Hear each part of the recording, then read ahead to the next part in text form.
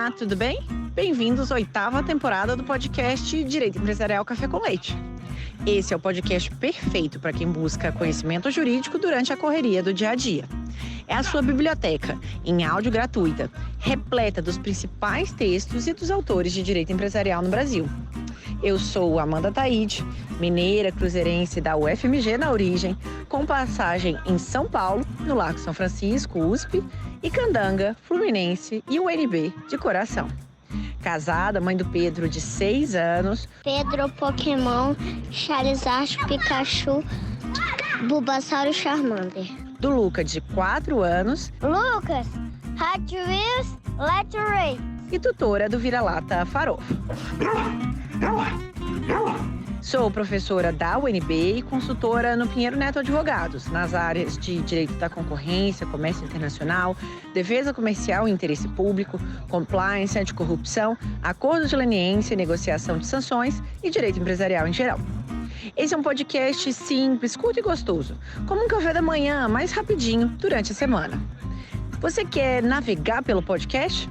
No site podcast.direitoempresarialcafécomleite.com, os episódios estão organizados sistematicamente, facilitando o acesso a temas como teoria da empresa, fundamentos do direito societário, sociedades limitadas, sociedades anônimas e muito mais. Pegue então sua xícara de café com leite ou chá, seu tênis para fazer exercício físico ou seu fone de ouvido para ouvir no meio de transporte diário. Vamos então comigo para a próxima xícara de café com leite?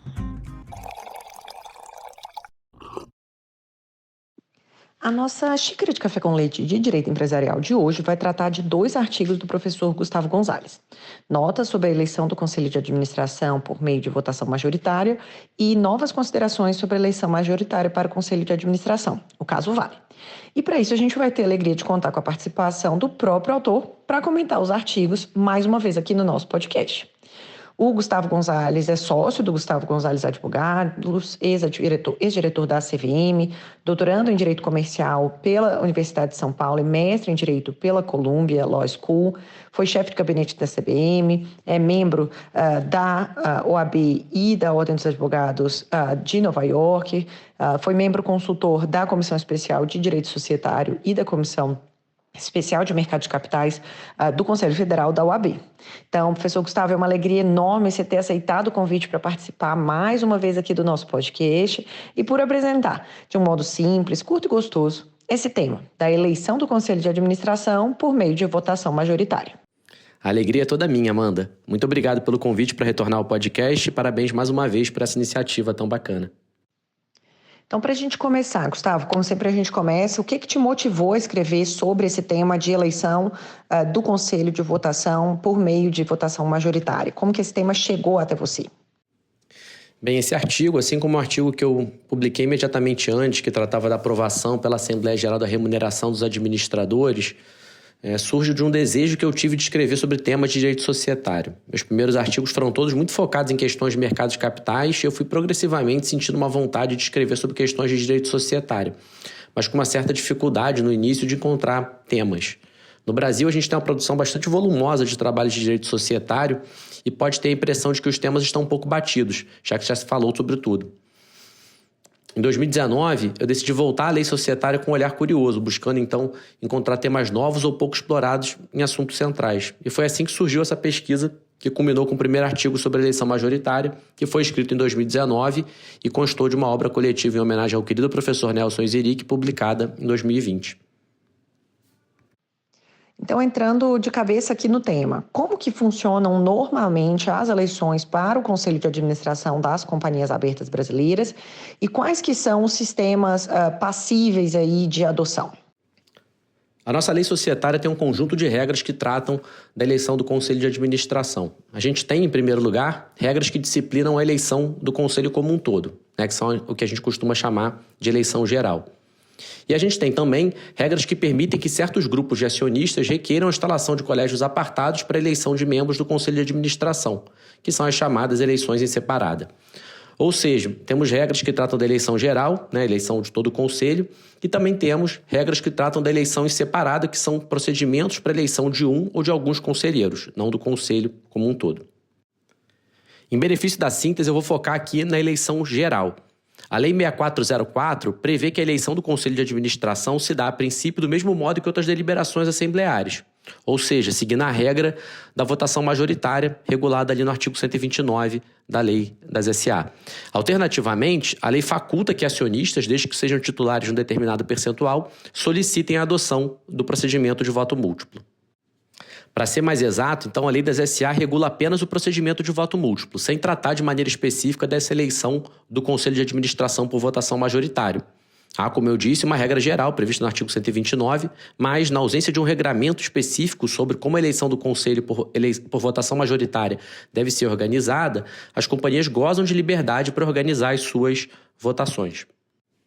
Na prática, observando a experiência brasileira, a gente verifica duas formas principais de se organizar uma eleição do Conselho de Administração por votação majoritária. A primeira delas é a eleição por chapa. É uma hipótese na qual os acionistas votam em um conjunto fechado, composto por um número de candidatos que corresponde à quantidade total de cargos a serem preenchidos na eleição geral. E a segunda hipótese é uma eleição nome a nome, na qual cada vaga a ser preenchida na eleição geral é objeto de uma votação específica, sendo ao final eleitos os candidatos mais votados. Então, partindo do pressuposto que você adota, professor, de que há, então, uma liberdade para a forma de determinação pela qual as eleições majoritárias do Conselho de Administração serão tomadas. Como que a escolha do procedimento aplicável pode impactar o resultado das eleições? Na verdade, a relevância do procedimento utilizado para organizar a eleição do Conselho de Administração por votação majoritária vai depender da estrutura de capital da companhia. Quando a gente está lidando com uma companhia com controle majoritário, na verdade, a escolha do procedimento que vai ser seguido na votação majoritária não vai afetar o resultado da eleição. Em qualquer cenário, o controlador vai eleger todas as vagas a serem preenchidas na eleição geral. Deixa eu dar um exemplo aqui. Então, numa eleição para N membros, o controlador majoritário vai se sagrar vencedor em uma única votação por chapa, na qual ele elegeria de uma única vez o número N de candidatos, ou, se a gente for tratar de uma eleição nome a nome, o controlador se sagraria vencedor em N votações, eleger em cada uma delas um dos seus N candidatos. Em ambos os casos, se a eleição geral for por votação majoritária, o controlador, repito aqui, vai eleger a totalidade dos membros do Conselho de Administração, exceto, é claro, na hipótese de uma ou mais vagas serem preenchidas por colégios apartados destinados a acionistas minoritários detentores de ações ordinárias ou preferenciais. Eu penso que essa circunstância pode explicar, inclusive, o fato de que, historicamente, a gente dedicou muito pouca atenção a esse tema, o tema da eleição do Conselho por votação majoritária aqui no Brasil. Quando a gente tem uma estrutura de capital concentrado com controle majoritário, que é a estrutura preponderante no Brasil até hoje, a escolha do procedimento adotado na eleição do Conselho por votação majoritária é indiferente, inclusive, a princípio, na perspectiva dos minoritários. No entanto, as coisas podem funcionar de uma forma um pouco diferente nas sociedades de capital disperso. E considerando que esse tema pode trazer diferentes repercussões a depender do procedimento utilizado, conta pra gente como que esse tema ganha relevância nos casos de companhias sem controle definido. A gente tem casos aqui no Brasil, conta um pouquinho pra gente. Claro. No primeiro artigo que eu escrevi sobre o tema, eu fiz um exercício teórico que, a meu ver, ilustra bem como em certos cenários, em cenários de capital disperso, essa escolha do procedimento utilizado pode afetar, sim, o resultado da eleição do Conselho por votação majoritária. No meu exemplo hipotético, a gente tem uma eleição do Conselho de Administração composto por 5 membros. E os acionistas se reúnem em 3 grupos, cada um deles desejando eleger um grupo distinto de pessoas para o Conselho de Administração, muito embora todas as propostas contenham alguns nomes em comum. O primeiro grupo, nesse meu exemplo hipotético, possuía 40% das ações com direito de voto e os outros 2 grupos possuíam cada um 30% das ações com direito de voto. A partir desse cenário hipotético, eu examino o resultado nas hipóteses da eleição ocorrer por votação majoritária por chapa ou uma eleição majoritária organizada por meio de uma votação nome a nome. No primeiro cenário, votação por chapa, a gente chega a uma situação na qual nenhuma chapa é eleita. O artigo 129 diz que o quórum de aprovação das matérias sujeitas à votação majoritária é de maioria absoluta. E a chapa mais votada, nesse exemplo hipotético, recebe apenas 40% dos votos. Mais do que qualquer outra chapa, é verdade, mas menos do que a maioria dos votos válidos. Já uma eleição nome a nome levaria um resultado distinto. Como os 3 grupos de acionistas possuíam alguns nomes de consenso, às vezes consenso apenas entre 2 dos 3 grupos, a gente chega a um cenário em que 5 candidatos recebem votos que representam a maioria absoluta dos votos válidos. Ou seja, a gente teria 5 membros validamente eleitos.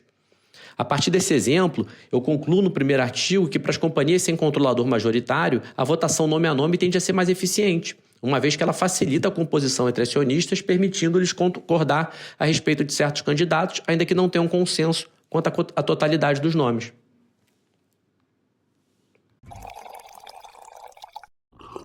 Espera só um pouquinho que eu já volto para a nossa entrevista com uma xícara de café com leite. Que você curte direito empresarial, eu já sei, que você está aqui ouvindo o nosso podcast. A minha pergunta é, você sabe quão conectado o direito concorrencial está com o direito empresarial? Sabia que algumas operações societárias são de notificação obrigatória ao CAD? E que algumas cláusulas contratuais, como exclusividade, raio, não concorrência, definição de preços de revenda, podem atrair preocupação concorrencial? E que algumas práticas, como recusa de contratar, discriminação de clientes, também podem ser acionadas no CAD? Você sabia que algumas empresas que, eventualmente, tenham combinado preços, dividido mercados, podem celebrar acordos de leniência com o CAD, obtendo até mesmo imunidade? E que essas empresas podem ser acionadas no âmbito do direito civil para ser responsabilizadas pelos danos que causaram aos seus clientes? Se você ficou curioso e interessado em como esse conhecimento pode contribuir na sua formação jurídica, eu faço um convite.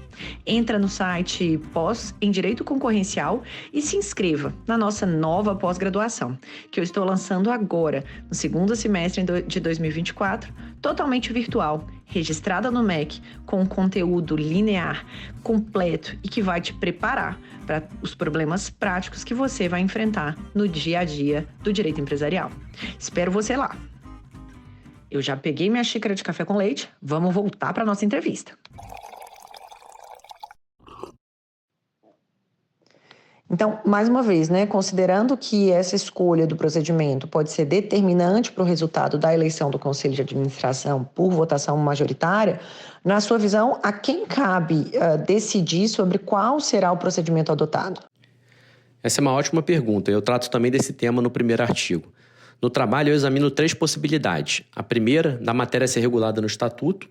Na segunda, quando a administração decide sobre a matéria, preparar o material relativo à Assembleia Geral, cuja ordem do dia inclui a eleição do Conselho de Administração. E, por fim, a terceira hipótese seria uma hipótese de que cabe aos acionistas presentes na Assembleia, que for eleger o Conselho de Administração, deliberar sobre a matéria, ou seja, decidir como essa votação majoritária vai ser organizada.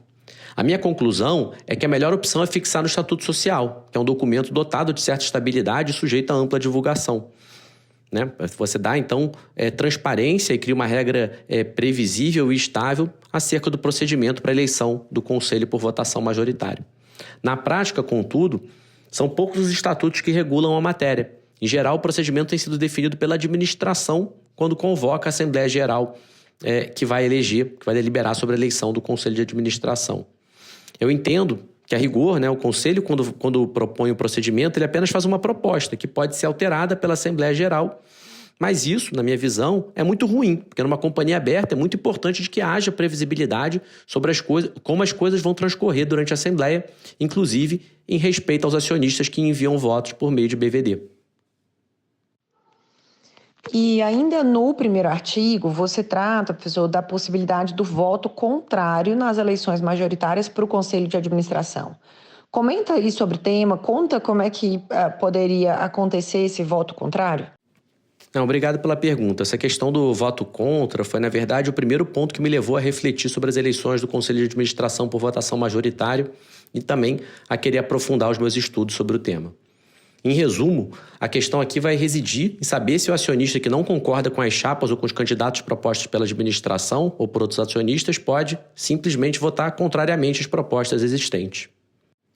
O principal argumento em favor da impossibilidade do voto contra é o de que o teor do voto deve sempre corresponder a uma deliberação possível e que, quando a lei ou o estatuto prevê a existência do Conselho de Administração, a Assembleia não pode deliberar pela não eleição do Conselho de Administração.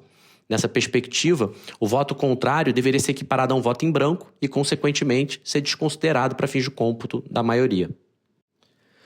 Já o argumento em favor da possibilidade de voto contrário decorre, em primeiro lugar, da constatação de que a Lei 6404 não distingue a votação majoritária para a eleição do Conselho de Administração das demais matérias sujeitas à votação majoritária. E, mesmo para outras matérias de competência da Assembleia que também não podem ser rejeitadas de modo definitivo, vamos pensar, por exemplo, na fixação da remuneração dos administradores, as poucas manifestações da doutrina até hoje sempre se inclinaram pela possibilidade de voto contrário nessas deliberações. Então, como funciona o voto contrário em uma matéria como a eleição do Conselho? É uma matéria em que a Assembleia precisa, em algum momento, decidir de modo afirmativo.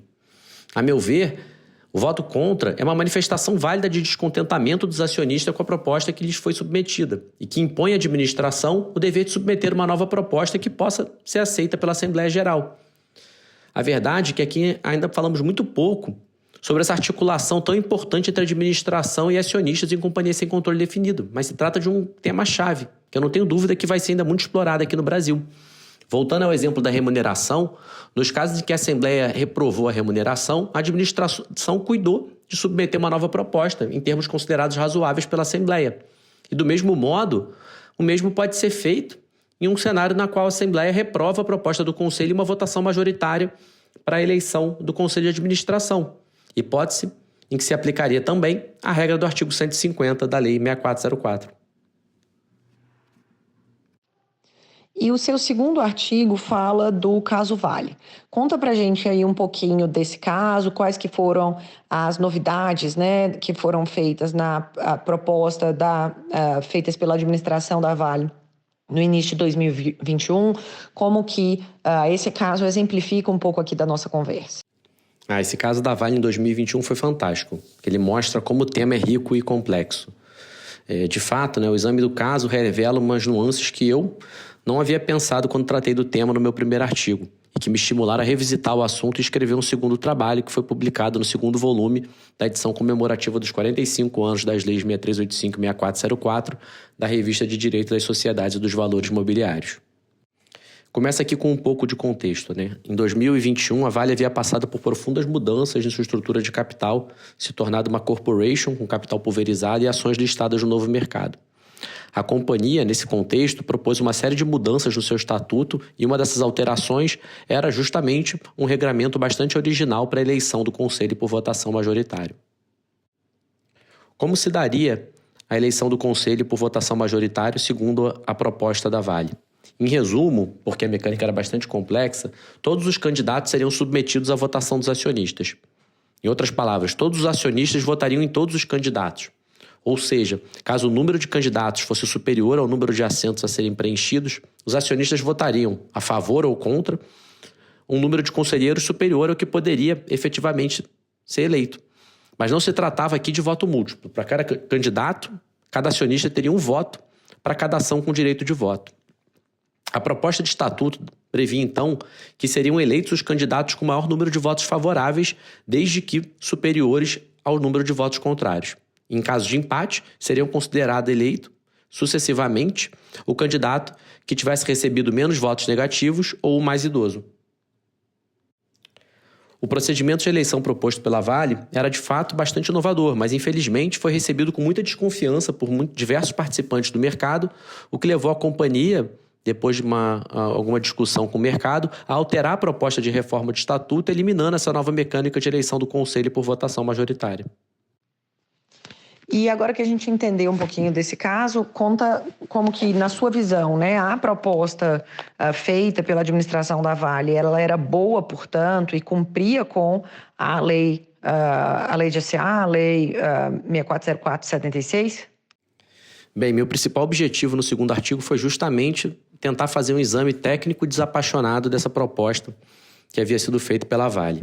A mecânica ela era de fato inovadora. Não era, com certeza, uma votação por chapa, mas também não correspondia às votações nome a nome que a gente costuma ver. Pois, como eu já disse na resposta anterior, cada ação dava direito a votar, contrário ou favoravelmente, a respeito de cada um dos indicados.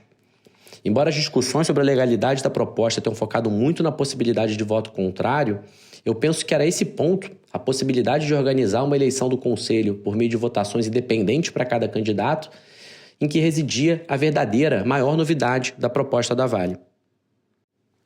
A meu ver, a proposta, embora original, era 100% aderente à lei. Os procedimentos de votação por chapa, ou nome a nome que a gente costuma utilizar no Brasil, não decorrem da Lei 6404.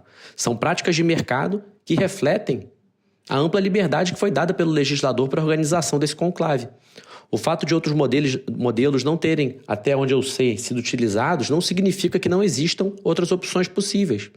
De novo, o que o legislador fez foi conferir ampla liberdade e nada dispor sobre como a eleição do Conselho por votação majoritária deve ser organizada.